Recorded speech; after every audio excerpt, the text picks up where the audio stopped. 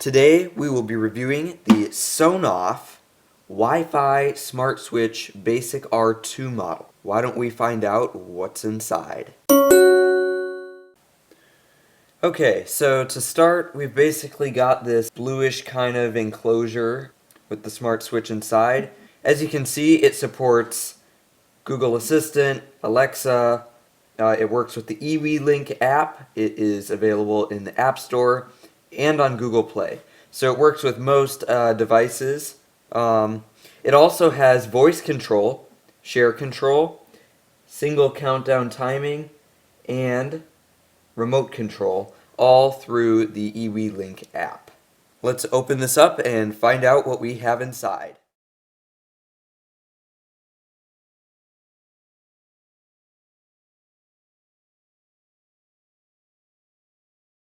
So as you can see, inside we have our screws, two covers for both of the ends of the Sonoff, and a manual for quick setup. As you can see, we have terminals here and here, one being the output and one being the input. And basically, we have a relay here that cuts the connection between the two terminals.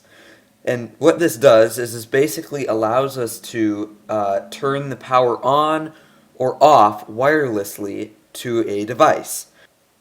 The terminals can be hooked up to an extension cord or any other electrical appliance that has a load wire and a neutral wire.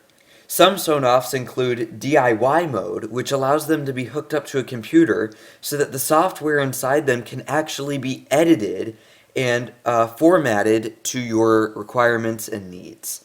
Besides using wireless connectivity to turn the switch on and off, you can also use the manual button located right here to turn the switch on and off in the event that Wi-Fi fails or you have no other option to turning the switch on and off.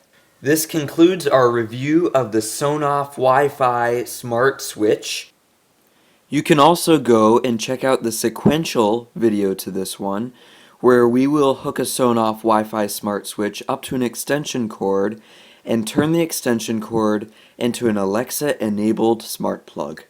Please like and subscribe this video. If you have any questions, leave them in the comments below, and thanks for watching.